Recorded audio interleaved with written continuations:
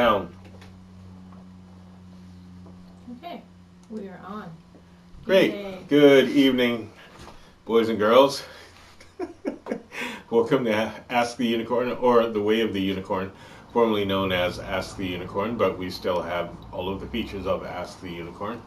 For those of you that have just joined us, I am Ahura Z, and this is Kazi. Hello. My stalwart, really tall person. Not really. Yeah, my chairs. Oh, well. I think it's the floor. My chair's I'll old. sit back. No, you can be tall. That's cool. But we are looking forward to a good show. I hope that you all have had a wonderful week to begin with, even though it's just kind of dreary and cloudy today. We've had a couple of wonderful days, and now I guess the chemtrailers out there just that were trying to make it rain all week will settle for the second part of the week. And if I can find a way to stop them, I'm going to, just to let you all know. So tonight we will be talking about wind magic, as I promised some people last week we will go into. And I brought a couple of my artifacts with me that I use in my regard of the wind. And I hope that I can, by the end of the show, have you all have a new perspective on the elements and the wind. All right. Before we get into that, however, I want to talk to you all about some things. I've seen some disturbing things on Facebook, and for those of you that have Facebook accounts, you know that that's not unusual to be disturbed by Facebook. But I'm getting a little tired of a lot of the things that I see on Facebook in regards to this imaginary battle of women against men, men against women, and somewhere in between. First off, let me be perfectly clear with you all. Yes, I am a guy. I am 100% guy. Okay? But does that mean that I agree with guys all the time? No. As a matter of fact, probably 90% of the time I do not. The other percent of the time is just because I feel in the mood. But I have to say this. I'm getting a little tired of hearing that. It just polarizes people and it rips them apart to hear stuff like, women can do it all by themselves. No, you can't. No, you can't. You cannot. It needs to be said, I'm saying it. No, you can't. Just like men can't do it all by themselves. Whoever started that thing, of saying women can do it all by themselves and we don't need no man and we're a strong woman, shut up. Just shut up. Okay? Because if you're a strong woman, you would recognize that we need each other. Okay? And you understand that there would be no strong men if there were no strong women. And vice versa. All of that. Okay? I'm just saying, it's just disturbing me how people come up with these funny little things when it comes to manhood and womanhood. And men, by the same token, look, if you're going to be a man, then be a man. Okay? That means walk like a man, talk like a man, do some things that are manly. In other words, man up. Quit whining about stuff all the time, or whatever that sweepy thing you all do with your hair, quit it. It's not cool. And wearing girls' pants is not cool. Okay, just to let you all know. There's some disturbing things that I just see on Facebook all the time. Another disturbing thing that I see on Facebook is when people use children to suit their agendas. Okay? If they can't convince anybody to do something that they really want them to do, they throw children up in front of them. You can't go pimping out your children just because someone doesn't agree with your point of view. Like I saw this thing, it said, we couldn't get gun control, so here you go, bulletproof blankets for your kids, and have these kids looking totally disgusted at the fact that someone wanted to take a picture of them wearing this thing. It was atrocious. So, of course, I told them, quit using your kids to suit your agenda. You should be ashamed of yourself. And anybody who uses their kids to try to push a point like gun control is stupid, short-sighted, uneducated, and should have their children taken away from them. This is exactly the way that I think about it. If you don't want a gun in your home, then don't get one. But don't fault people that do. Okay? And don't go pushing your agendas, throwing children up all over the place in pictures, having them look utterly disturbed at the fact that you put them in front of a camera so that they can push an agenda. If all else fails, let's use children. And let's use a certain type of children, because the rest of the children of the world don't really matter. Only this small section of a certain type of child. Disgusting. Absolutely disgusting. We should be able to discuss things like adults. We have a Second Amendment. And that Second Amendment is so that we can defend ourselves privately and at large, especially in the instance of a corrupt government or corrupt town, or if someone wants to come to your house and decides to rob it because they know that you don't have a gun. So, quit using your children. Keep your kids out of it, okay? If you're a real man and you're a real woman, please quit pimping your kids. That's what I have to say about that, okay? Now, that will bring us to some other things. There's some other things that I like to talk about just briefly, and that is when you get a special child, or there's a child that is able to think more than one or two things at a certain time and is able to operate on several different wavelengths or has a lot of energy, don't go slap a label on them. Okay, tell them that they have ADD and let someone fill them full of drugs. Stop doing that, man. Seriously, give them a break. Maybe they just have a really complex machine that needs to be understood. Heck, if you were a child that wanted to do a whole bunch of things and someone made you sit in a classroom under a really mean teacher that sat there and read to you 77 years ago, how'd you feel? Oh, that's right, we did go through that, didn't we? It wasn't cool. And before they started saying ADD, they just told us we were stupid. Okay? So, please, just quit it. Oh, one more thing.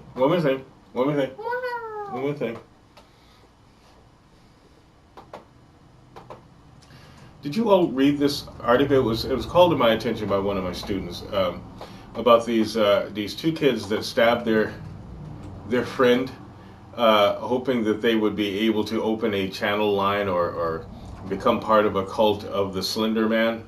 Okay. The what? Yeah, Slender Man. These kids stabbed their friend, brought their friend to the brink of death, stabbing them, deciding which one was going to stab them. Wait, they were 12 years old. Stabbing each other? No, they were stabbing this one person. Because by killing this person, that must have meant that the Slender Man would accept them as his disciples. And who is the Slender Man? It's just this fictional character that someone made up that the lemmings of the world believe is actual. It's based on some stupid online game, Slender Man. There's 100 stories about Slender Man. There's 1,000 stories. It's kind of like the Blair Witch Project. Everybody actually believed that there was a Blair Witch. It's just amazing. Like the Blair Witch is any different from the Maine Witch or the Hoboken, New Jersey Witch. So these two kids, and I know exactly what they were thinking. They were thinking they'd be able to get off because they're kids. They got like 65 years in prison for doing stuff like that, and I don't blame the judge at all. I'd be totally disgusted, because there's so many kids out there that just get away with every single thing because their parents don't get to parent. The parents usually don't even know how to parent, They let the schools parent. Think of this for a second. We have allowed our schools to teach our children about sex education. That's not their job. That's your job as a parent to teach your kids about sex. It's your job as a parent to make sure that your kid doesn't go wandering off into a clock tower somewhere taking pot shots at people. It's also your job as a parent to make sure that your kid doesn't go off someplace into a forest and decide to stab their 12-year-old friend thinking that they'll be able to summon the Slender Man. That's your job as a parent. If you can't parent, give your kids to somebody else because you're not capable. Better yet, if you know that you can't parent, don't even go there with kids, okay? Do not have a child. And I know there are a lot of people out there who think, oh, we'll be able to do it because we'll be able to love it and cuddle it and squeeze it and call it George. Take care of me when I'm old. Yeah, no, don't do that. Why you got to do stuff like that? Children if you get the opportunity and the honor to have a child, you're supposed to take care of it, not somebody else. You know, there are people who have kids and they keep trying to do the same thing. Listen, the penalty for having a child, you don't get to do anything, nothing, but take care of that child. That's what you get to do. And if you can't deal with that, don't have a child. And if you did have a child, give the child to somebody who's capable of taking care of it, because you're a loser. That's just the bottom line. You give up your life for 18 years when you decide, 19 years when you decide to have a child. This is the way that it is. So if you can't deal with that, if you can't tell your buddies, oh no, I can't go out tonight because I do have a child, or I can't smoke pot with you because I have a child. No, I can't go get drunk with you because I have a child. No, I can't go leaping off of a building someplace pretending to do parkour, excuse me. If you can't deal with that, then don't have a child. And one more thing, you are not the child's friend. I don't care, all of you parents out there, especially those little annoying people that like to wear their kids right here in front of them, you know, that aren't mothers. You know, if you're a mom, great, you wear your child there, okay? But guys, we're not equipped to do things like that. Give the kid a break, all right? And be a guy, okay? Great, love your child, love your child. She's not exactly a child anymore, but I love her, okay? Love your kid, okay? Like but make sure that you're doing the right things for that child, okay? Real simple. And you know what? A lot of things that I see are not the right thing. Not at all. You're not your child's friend. You're the parent. You are the parent, not the friend. Parent, not friend. Parent, not friend. Parent. Give the kids some discipline. That doesn't mean wail the tar out of them, but say no and mean no. Really. And no, there is nobody under the age of 15 that deserves a $500 frickin' phone. Or to be on Facebook, just to let you know. Okay, so now that I've ranted a little bit, I'm jumping back to my kind, gentle self somewhat. All right, what have we got for questions before I begin? Oh, we have quite a few questions, actually. Okay. First off, this is episode 36, so thank you all for joining, and it is June the 4th. Fairy tale. Fairy tale. Right. This first question comes to us via Facebook, and I'm really sorry if I mispronounce your name. She's going to. I'm going to, but Indigo, Ndigo. I don't know if it's short for... Can I see it? I don't know. It's right there. This one. No, Indigo. Indigo. Yes. I told you. I apologized beforehand. Anyways, they say... I would like to know why certain spirits come through with the proposed purpose to just watch. Is that false and they want more? There are some spirits that just come through to observe, to see what you're doing. Or to sometimes it's even someone who you used to know that just wants to look and see how you're doing or see what you're doing. It's not that they necessarily want more or less. They just want to be a part of things. You have to remember, they just lose their body. And I say this a lot. They don't necessarily lose their mind. You know, so when you get one that just likes to watch or just wants to watch, perhaps they're just remembering and they kind of want to see what's going on. Or maybe you just happen to be in the house that they used to live in and they just want to see what's going on there. You know, sometimes they just pop in and pop out, and other times they are just traveling. And you're just someone who's on your place is just a place on the way to their destination. You know, and sometimes they're just waiting to see if you'll ever be able to see them. Or if someone else can see them, because they may have a message to tell you, but if you're not able to see them, they can't very well deliver the message. So they will wait until something happens or until someone comes along and can communicate with you for them. And it's really just as simple as that. You know, they're the same as we are. If you're in a foreign country someplace and you really don't know how to speak the language or don't believe that anybody will be able to understand you, you will either seek out someone who can interpret or wait until someone comes along that can help you out. Same thing. Hope that helps you out. Okay, what have you got next? Next question is from Amanda, and she says, "Hi, Amanda." I believe it's Amanda Farrar. Hello, Amanda Farrar. She says, "Hello, my That's Pete's wife, right? Yes. What's up, Pete?"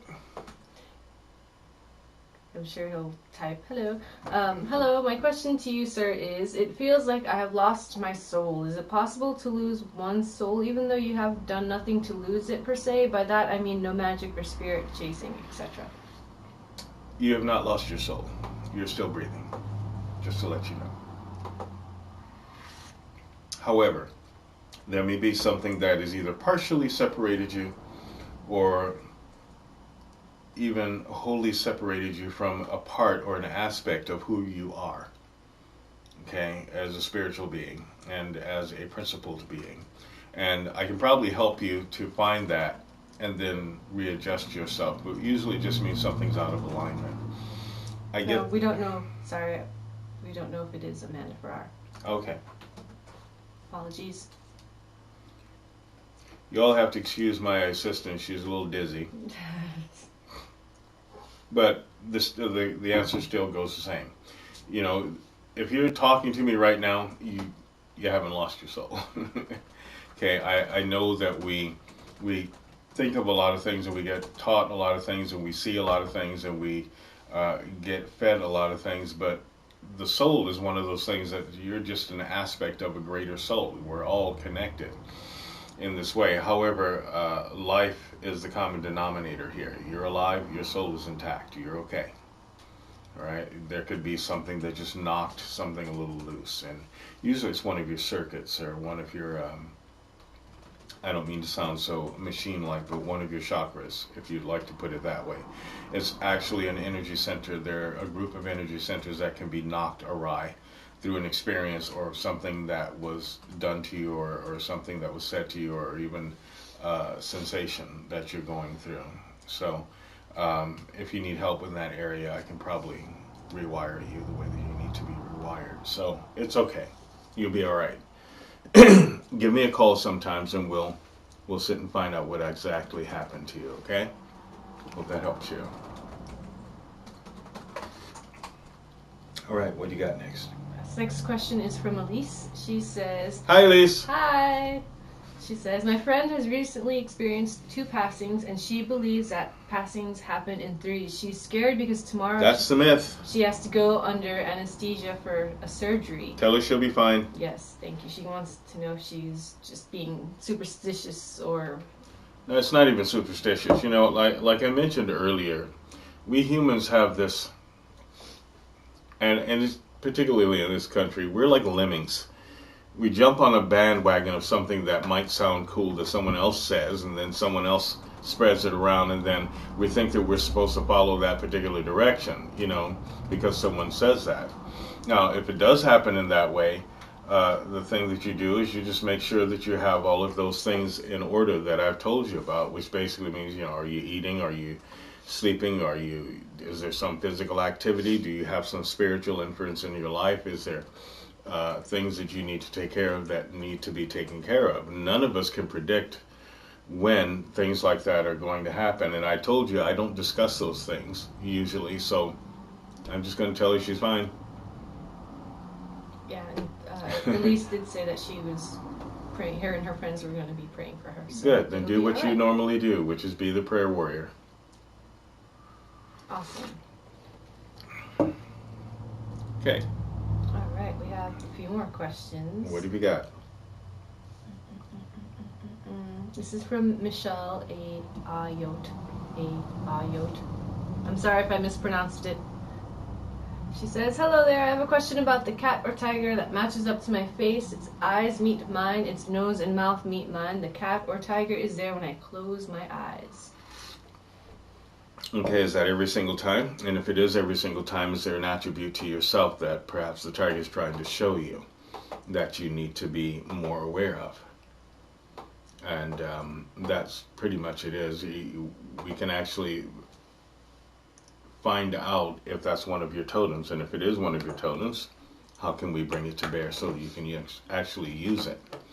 I do know that for a fact that your energy can be adjusted to a point where you're feeling more solid and you're feeling stronger about yourself. Okay, and that's something that we will work on. Just be patient with yourself and understand that there's that tiger is also the type of entity that will be a policeman. You know, in the jungle they call the tiger the policeman of the jungle, basically. So you kind of maybe need to police some things in your general lifestyle or your life or on the inside of your personality. And then you'll see why the tiger is looking directly at you. Maybe there's something that needs to be cleaned up a bit. Okay? Look and see what it is. And don't be afraid of it. Remember, it's your tiger. It's the one that looks at you when you close your eyes. Okay, so meet it dead on. That's the only way to face a tiger. Sorry, I just got a funny thing. Yeah, you can also play the eye of the tiger. That might help you out. Dork. Sorry. The eye of the tiger. I could do the instrumental music, but I will not. Yeah, no. I can't sing. Okay, ready for the next question? I am indeed.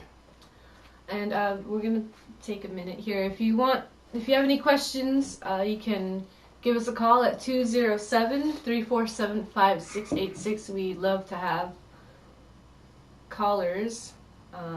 Apparently we are experiencing troubles on our phone line because we have somebody trying to give us a call. Who? I don't know.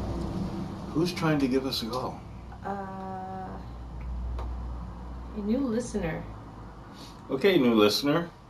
Anyways, in the meantime, we have another question. Sure. From Juliana Macedo. Hello. I would like to ask something. Can dogs sense spirits and react to them? Because my dog sometimes keeps staring at something and barking. Yes, they can.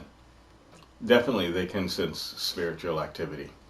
And dogs are a very good thing to have around. I know that a lot of people say, well, cats are so spiritual. And that I think all animals are spiritual. You know, we are all spiritual beings. We have a spirit that makes us a spiritual being. However, dogs do have a sense of the paranormal, a really keen sense. So if your dog is looking at something, there is something definitely there. It may be something infinitesimally small, but that may be physical, but at the same time, it could be an actual spiritual entity. Yes, they do indeed. They always have. They always will. For those people that love cats, cats have the same ability. It's just that most of the time, cats look like they're looking at floating bubbles in the sky. You know. But they have the same ability. There's no difference. Cats are not better than dogs. Dogs are not better than cats. They all have the same. You ever talk to a horse? Horses are great to talk to, and yes, they see spirits quite well. So to answer your question, yeah, definitely. If your dog is looking at something, you might see exactly what it is and see if there's something that you could look at the same time as your dog is looking at and in the area that he's looking at, and see if you can find anything. And if you can, maybe write it down so you don't forget about it, or get a camera out, or do something that to see if you can influence that particular thing. Just don't go over there trying to call something out, because something might show up. So and if you need help in that area, you know where I am. I'll be more than happy to help you. You know, thanks for calling in. Right. Wait, she didn't writing in. Call in. Thanks for writing in. Yeah. We have another question from Kathy Buckaloo's daughter, Ava. Hi, Ava. How are you? Ava's a little girl.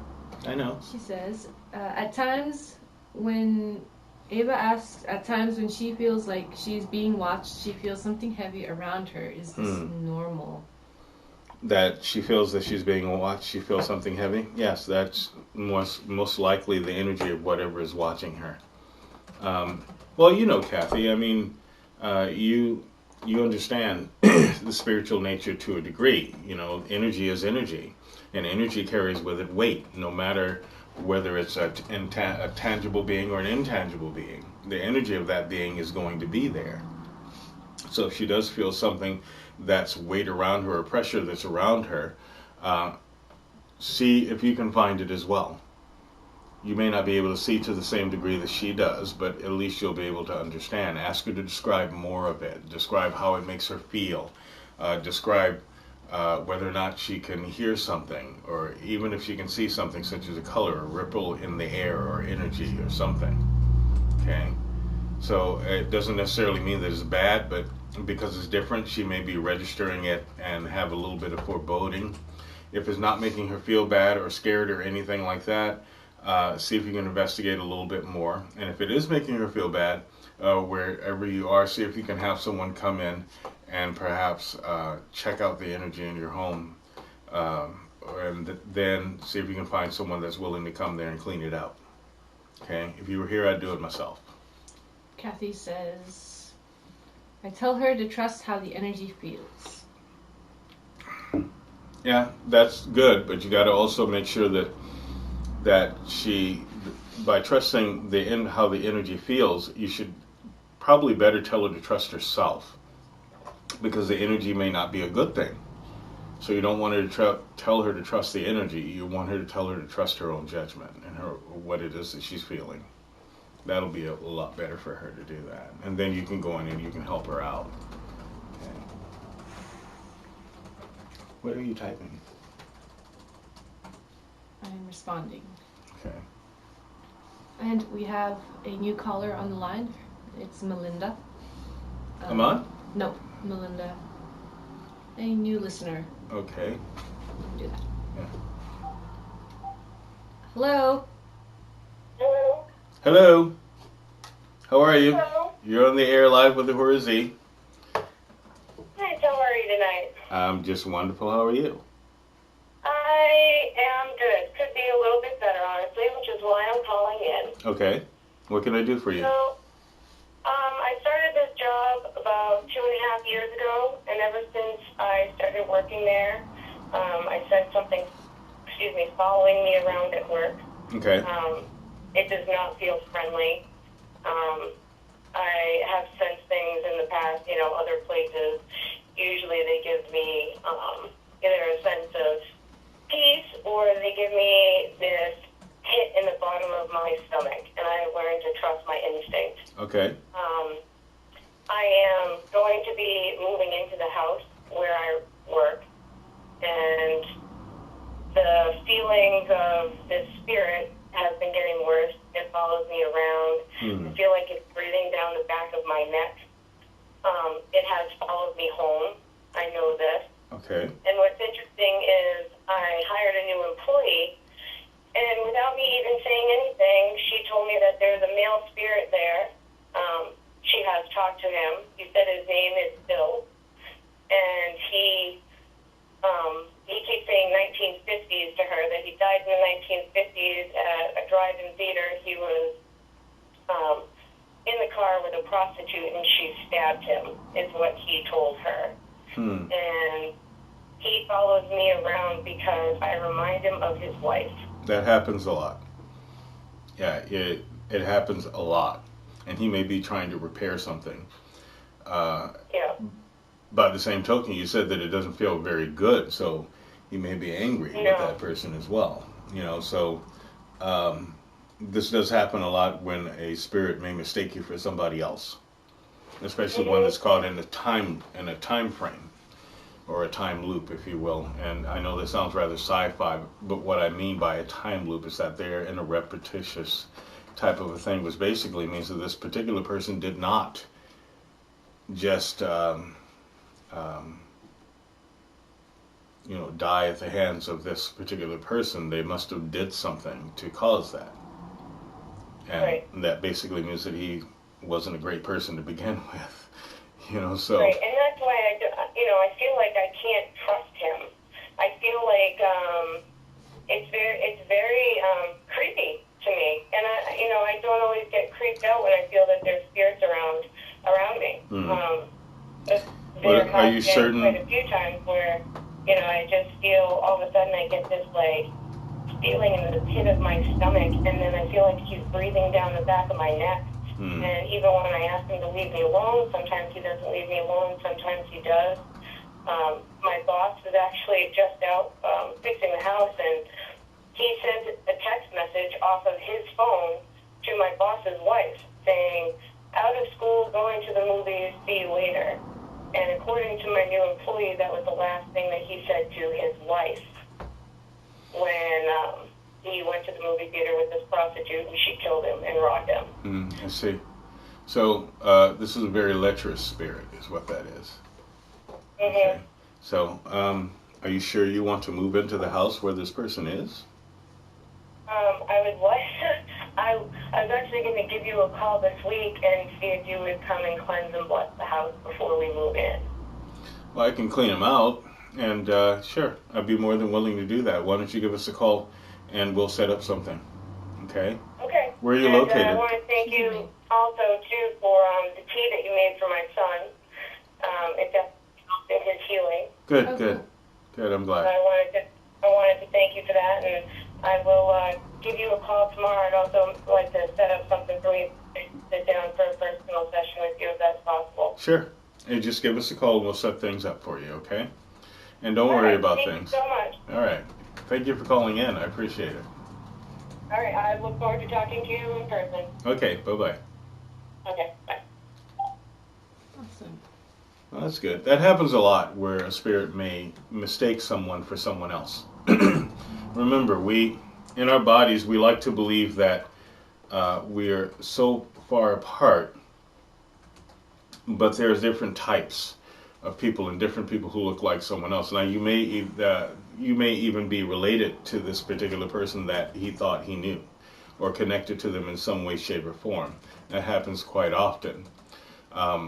You can't, before you do actually make the decision to go in there, I would like to see if I can just fix things for you and make sure that you don't get followed around, because that could be quite traumatizing. Okay, so it should be fine. We just have to convince this person that you got the wrong person. It's not who you think it is. Okay, that's pretty interesting, actually. Yeah, but he wasn't a great person to begin with, to be out with a prostitute and then try to get back with his wife. Really? Okay. All right, this next question is from Natalia, and they ask, "Please thank Ahura for his response. It is useful to me. It has been said to me that those spirits are just idle, especially during times when my partner is feeling very sad or angry. I always know when they are coming. She gets a terrible headache and she goes to sleep within an instant. Shortly after I try to touch her, she pulls away. If her eyes are open, I can see them looking through her eyes. If they happen to see me, they become angered, and on different occasions they have tried to make her harm herself. Is that a frustrated or angry spirit, and how can we get rid of those? Sorry for the lengthy details." Well, the main thing is to see if we can get that particular spirit to not occupy that person. Those can also be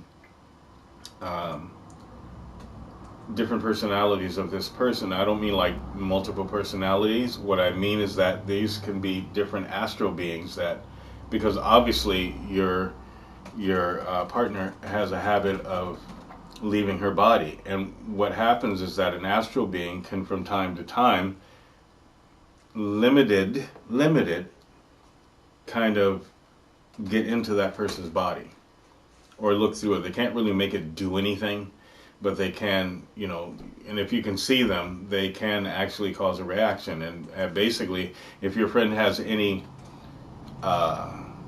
history of drugs or drinking or things that would make her leave her body or lose her senses or things like that, she's leaving herself wide open for an astral attack, and that's exactly what that is. So you need to make sure that she's grounded. A loss of grounding can also happen when the person is doing something that is against their basic nature or basic what it is that they really feel on the inside. So you might see if you can talk to her and find out what she feels like before she goes to sleep, or what she felt like before she went to sleep on those times that you had those episodes where she just pushed you away or whatever. You can see one of those entities on the inside of her. You might take some time to really do a thorough investigation of a timeline. What happened just before? You know what's happening during, but what happened just before and right after, and find out if she has done things like left her body. Usually, when you're going into the astral realm, there is a trade-off. That's the whole nature of the astral realm. You can't go into the astral realm without there being something that is traded. And that could be just time. It could just be energy. What's her energy like when she's awake? Does she get tired very, very easily? Has there been some muscle tone loss? Is there some wasting and loss of energy? Has there been moments that she said that she felt nauseous just for no apparent reason, or maybe getting a metallic taste in the back of her mouth? Or you have to ask these questions. And if you do that, you'll be an active participant in what it is that you both are going through. Okay, but yeah, sounds like some deep spiritual inferences, particularly if your friend is also psychic, and she doesn't really have a grasp on it or control of it. It could just be doing things all on its own. Sounds like she does have some history or some connection to someone else who may be have medium ability in her family, because it's very limited. So ask some questions and then get back to me. I'd be interested in knowing what the answers are. All right, ready for some more? Yep, I'm ready. This question is from Kerry. She asks, some very old houses seem to have a personality of their own. Is this a mixture of all the people who have lived there, or does the structure take on a kind of life on its own with the energy of many lives moving through it? Yes. To all of the above? To all of the above. Both are valid, and both can contribute to, kinetic or psychokinetic energy in the home. Yes, definitely that.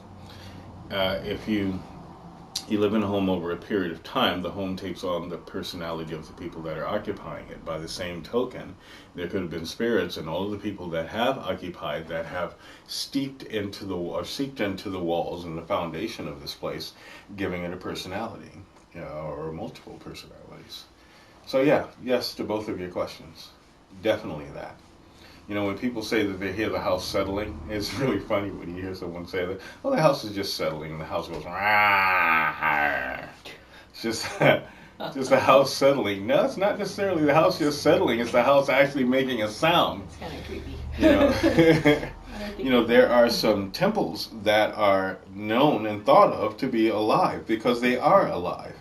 And they will do things to protect themselves. They will also do things to preserve themselves. For instance, I started a thought a while ago, and this is a thought that I knew how to do many, many years ago, and it's you need a table, and we'll talk about that a little later. You need a table, and if you establish a certain thought on that table, whatever it is that you've established, the thought that you've established on that table will always be able to materialize, or be always able to manifest itself. Well, the same thing goes for a house, or a home, or a building. There are certain buildings that collect energy, and that energy becomes part of the molecular structure of the walls. Of the very essence of the energy is the essence of the building. You can't really separate them. And if you do it in the right way, even you will be preserved by that building. Okay, or whoever's occupying that building will be preserved. The same way as if you steep a thought into a table, that table will be used for that particular thing and will propagate that particular thing. It will always be able to manage. I used it for food so that there would always be food on my table. And because I did that thought, there is always food on my table, And you can do the same thing. You just have to make sure that that your thought is magnetized and your table is magnetized and in tune with the thought that you're trying to establish. It takes a specific action, and it also takes a very deliberate action. So yeah, definitely. All of the above, you're absolutely correct. Good observation. All Okay, what else you got? Last one. If a human body is donated to a medical teaching facility, does the spirit remain while that body is being used? Does some remnant of that person remain behind at the facility because of it being worked with there? And what is the difference between a person's spirit and mana? Down. Mana is energy. That's exactly what mana is. A person's spirit is a person's spirit. And if the person's body is there, no, the spirit doesn't necessarily. The spirit has been separated from the body. But does the body take on characteristics? Well, of course the body takes on characteristics. You know, it's that person's body. It doesn't necessarily mean that it's attached to that person. And you know, I doubt seriously that any spirit wants to sit around and watch themselves be dissected and used for a teaching experiment, unless they're just kind of into that kind of thing when they were living. There's a possibility. But yeah, of course, the body takes on the characteristics of the person that was inhabiting it. That's the whole point. As far as does the spirit hang around, they do sometimes. They do sometimes. And sometimes they get quite reactive about it and cause things to happen. Other times, no. There's nothing to see there. You know, more than likely they just want to move on to their life. And if they get stuck someplace, then there are people like myself that can help them move across. And there's some wonderful people that help them, you know, move to where it is they're supposed to. And if they make the choice to stay, that's totally up to them. So definitely, yes, there are some instances where a spirit will wait. And they don't necessarily plan on watching themselves be donated to a cadaver farm or a medical facility for experimentation. But I can tell you for a fact that there are lots of spirits in hospitals. Oh boy, lots. Over many, many years. Hope that helps you out. Cool. Okay, is that it? We just have a response from Indigo. Okay. She says, give thanks, I will keep tracking them. A lot of what you said has been said to me by her guardian, who I'm able to call on when she's having this experience while she sleeps. The guardian can sometimes push them out of the way so she can come through, which I give thanks for. Mm-hmm. Good. It's very good. We have another question from Felicia Murray. She Sure. says, on my last ultrasound and OB appointment, they told me that there is an enlargement area in the brain. Is the baby going to be okay? An enlargement area? In the brain. An enlarged Yeah, I area know. in the brain. I have to look at other references. Hold on.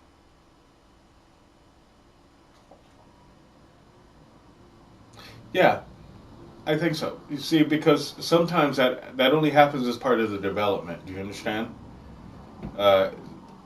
One part may grow a little faster than the other. I think that it'll just catch up. Okay, based upon what I can see from it, it should just catch up. I'm looking right at it, actually. See, the energy signature comes off is pink, so I'm definitely going to say that it's part of it's not growing, everything's not growing all at once, it's kind of developing, and evidently whoever did the ultrasound kind of caught them in midstream of growing. So let me know, the next time you have an ultrasound, in a couple of months or whenever. How far along are you? Maybe second trimester? Is that where you are now? I don't know yet. And if so, let me know the next time you get an ultrasound and see if there's any difference, okay?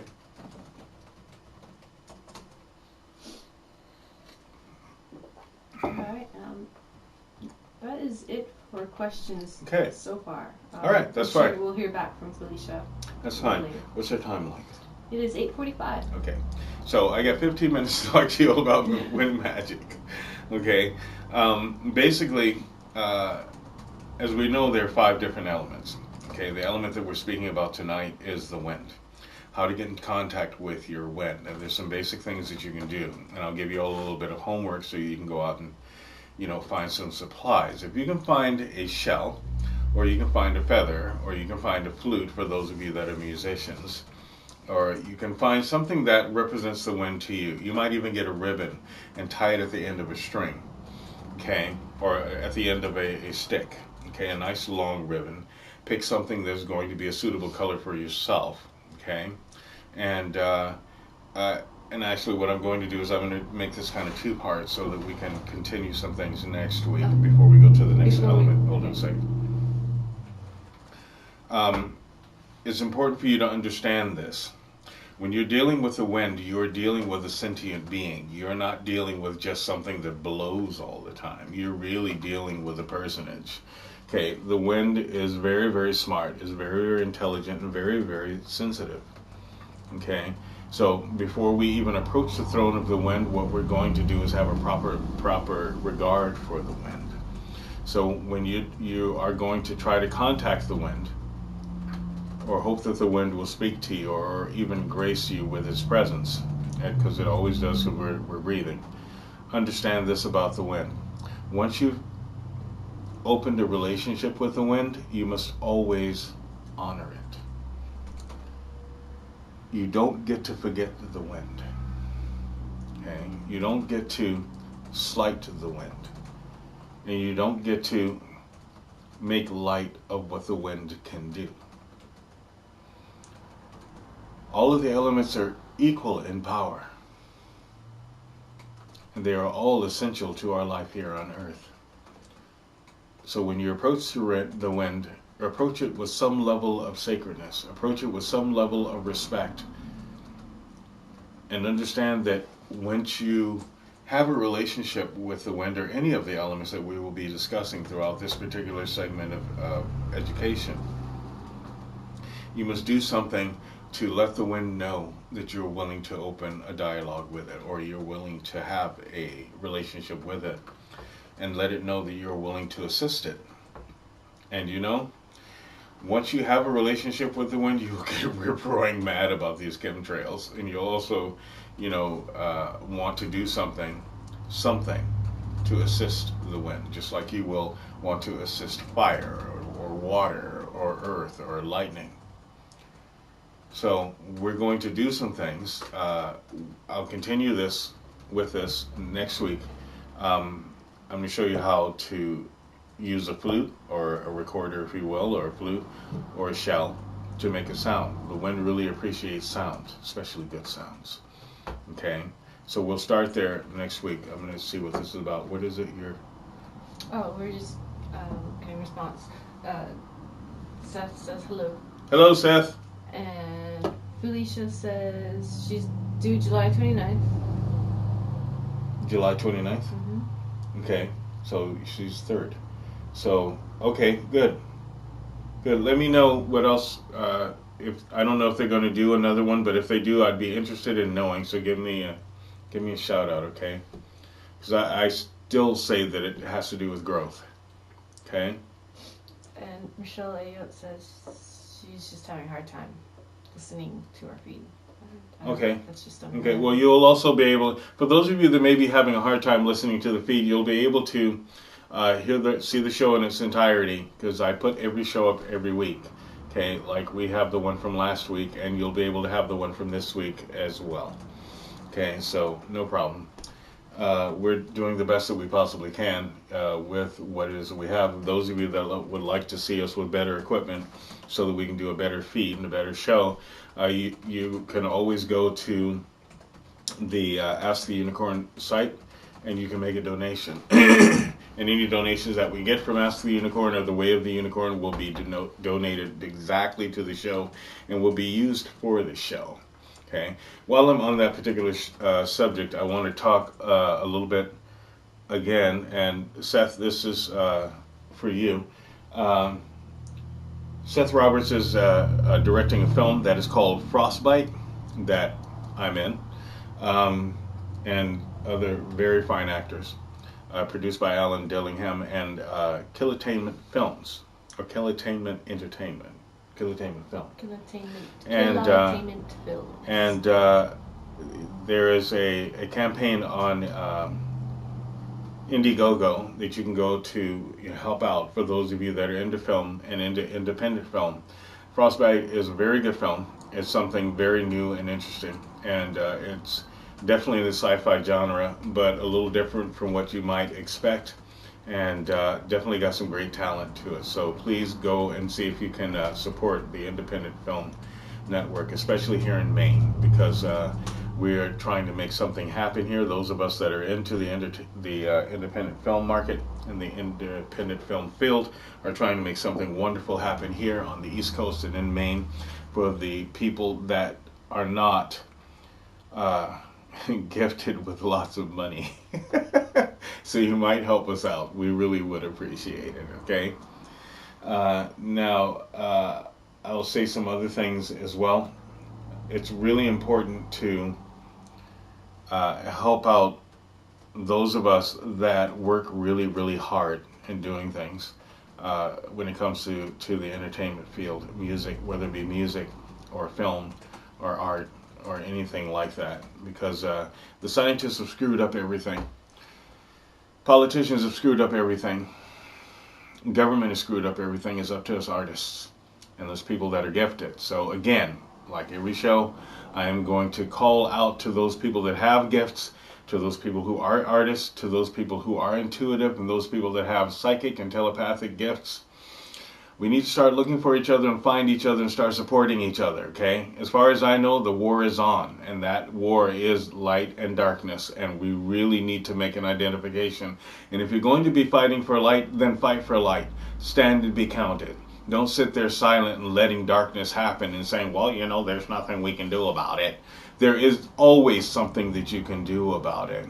Make sure that you're standing to be counted. You have to believe in something, or you have to at least be willing to stand behind something that you believe or someone in your family believes in.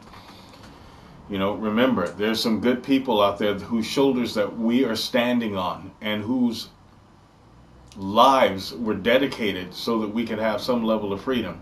And that includes vets, that includes those people who are in the social and people services, those people that are in the health services, and those people who are in the intuitive field and the telepathic and psychic field. All of us have a place in the healing arts. We need to start looking for each other, and we need to start supporting each other and start finding each other. Don't go sending all of your money to these associations that will never give any money to the people. They will pick and choose who they want the money to go to, and then tell those people who really need it that they have to jump through hoops. No. Find your people. Find those people that are doing something grassroots and dedicate your money to them.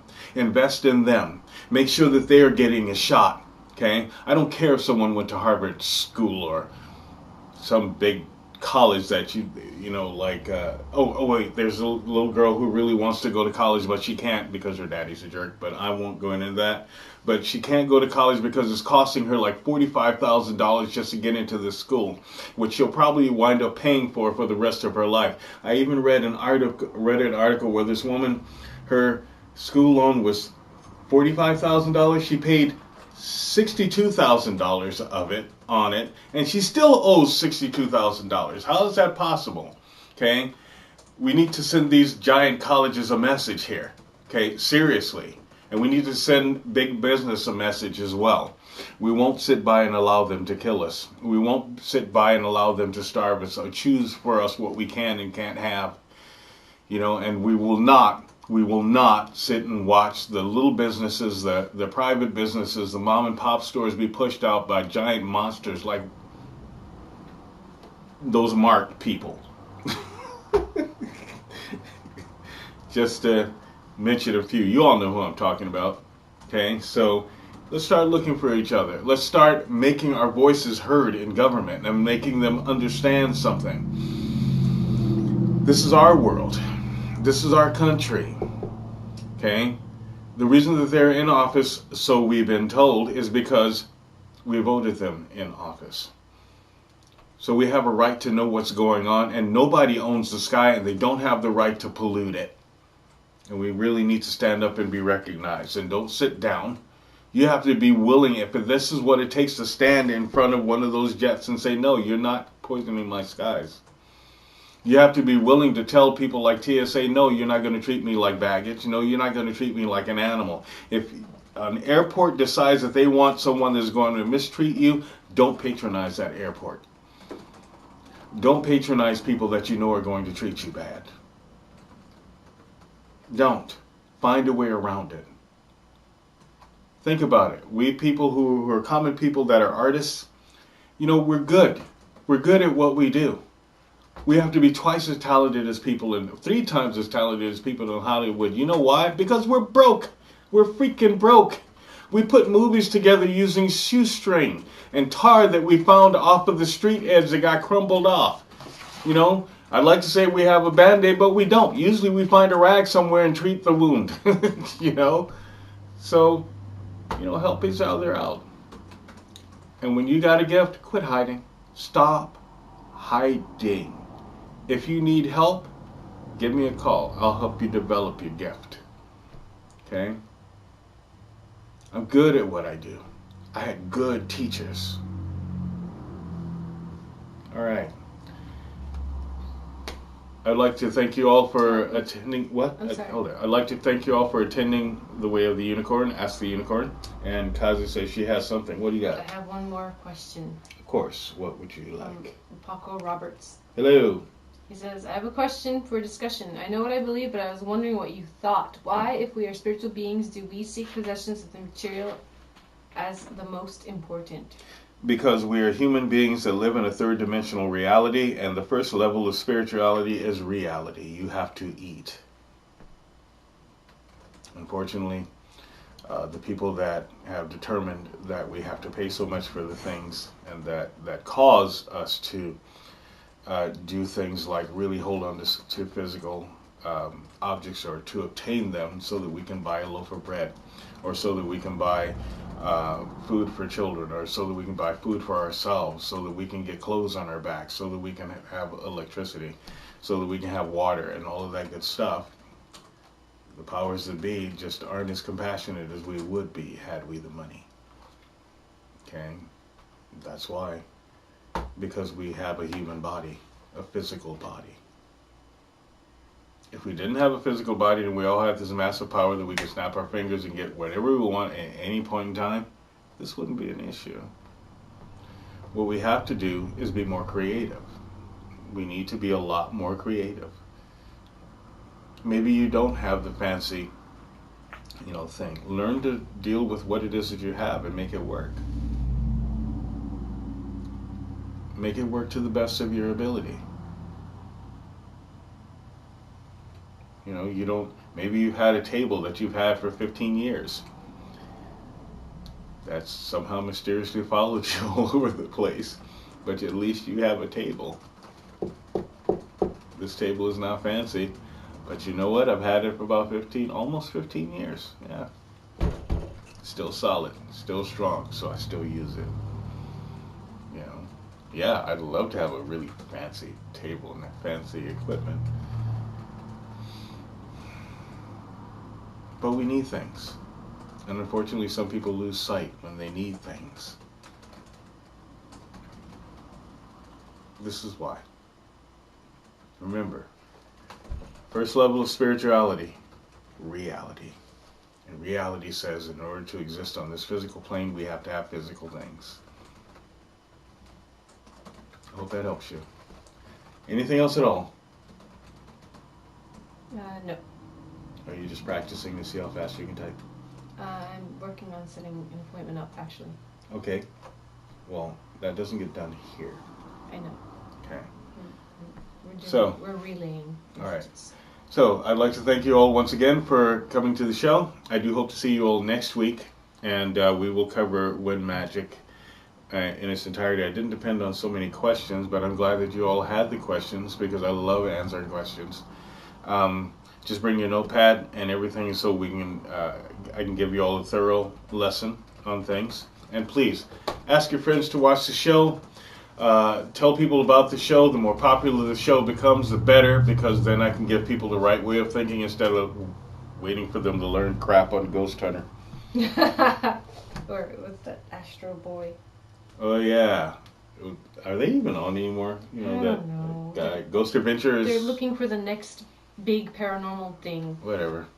I've been offered shows by. Oh, that's another thing. You know what? I was offered a show a couple of years ago, and they flew me down to Hollywood and everything, and they really wanted to do a show. I was supposed to be the next big paranormal thing, and I turned them down. I turned them down because they wanted to call my show The Blaxorcist. Could you believe that? I just had to say that. It was amazing. Facepalm. Yeah. Don't.